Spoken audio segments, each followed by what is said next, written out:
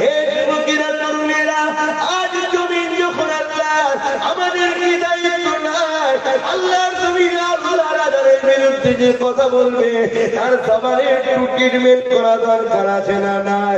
আজকে আল্লাহর জমিনে আল্লাহর ঘরকে যে ভাঙার চেষ্টা করবে তার জবানে তার হাতে ট্রিটমেন্ট করা দরকার আছে না নাই?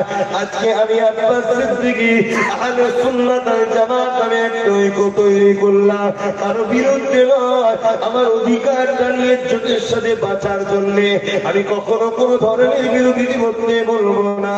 কারণ আমার কোরআন শিক্ষা দেয়নি তুমি মন্দিরের বিরুদ্ধে বলো, তুমি গির্জার বিরুদ্ধে বলো, গুরুদুয়ারের বিরুদ্ধে বলো, আমার কোরআনটা শিক্ষা দেয়নি। কেন শিক্ষা দেয়নি? আমার কোরআন জানিয়েছে তোমারটা হলো সত্য, তুমি নিজেকে খুব ভালোবাসো, উদাহরণ দিয়ে বুঝাবার চেষ্টা করছি।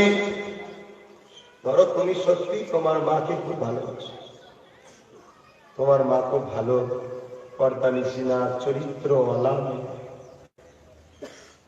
নোংরা চরিত্র মেয়ে নয়, ভালো মেয়ে, পর্দা নিশিনা, হাফেজা, জাহেরা তাহেরা, ভালো মেয়ে। এখন তুমি পাশের একটা নোংরা মেয়েকে ছেড়ে তার মাকে গালি দিলে, সে তো তার নজরে তার মা নোংরা হোক, ভালো তো আছে।